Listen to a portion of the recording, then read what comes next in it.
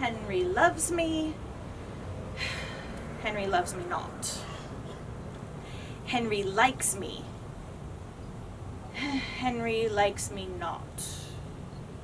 Henry tolerates me?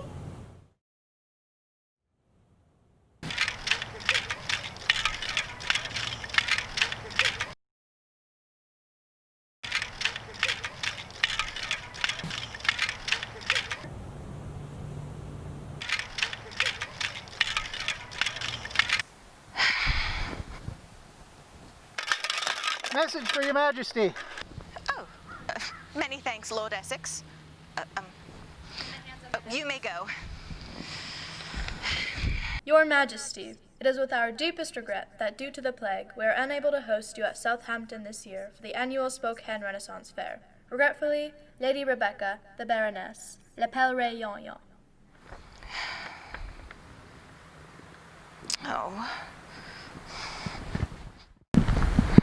Oh, the Pirates of the Emerald Rose, how I miss them. They always provide such wonderfully accurate historical information for us.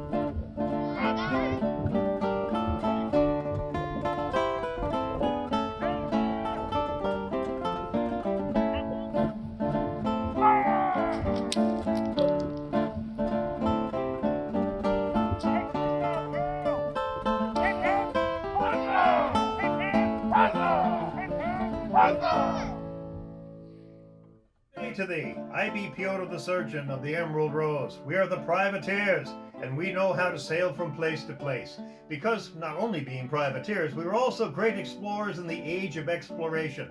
And I'm going to tell you today some of the ways we used to get from place to place. We used dead reckoning, which meant that we could know latitude to latitude. We did not know how to computate longitude on the ocean because there were no clocks capable of doing so. But for us, every 4 hours, that was one watch. And during the watch, every half an hour, this simple sand timer would be turned over. Whoever was in charge, go out, ring the bell, and that's why you hear ship's bells all the time. That told us the time, and that during the watch, it was time for us to figure out how fast the ship was going and which direction it was going in. Using that time, speed, and distance computation, we could get from place to place by a dead reckoning. This is the simple compass. You've seen a compass before, perhaps. It tells us which direction we're going in. We now know which way we're traveling. To figure out how fast we're going, we use this, the chip log. Throwing this overboard with a 30-second sand timer, we can count the number of knots that go through our hand in 30 seconds. Every 42 feet there's a knot tied in this rope, and that determines the speed of the ship. Still used today, by the way, by both airplanes and of course by ships. The knot represents 1 nautical mile. Every knot is a nautical mile. How do we record that? Well, since many of us can't read and write, we're going to utilize this called the traverse board. You may see up top here, this is the compass rose, same as it is on the compass we're using. We simply put the peg in the direction we're traveling in. Then down below, we put the peg in the speed of the ship, whether it's 1, 2, 3, 4, 5, or 6, or 7, or 8. We can figure that out. Once we've completed a watch, we now take this to the captain or to the first mate, those who can read and write, the navigators, and they're able to transcribe that to our ship's log and also to the charts and figure out how fast we were going, what direction we were going in, and how far we have traveled. Utilizing that system of dead reckoning, the great explorers were able to go from place to place, latitude to latitude. That's our lesson for today. We hope you enjoy Boom Pirates at a future date and come to see us once the Great Plague passes and we can once again see each other in person.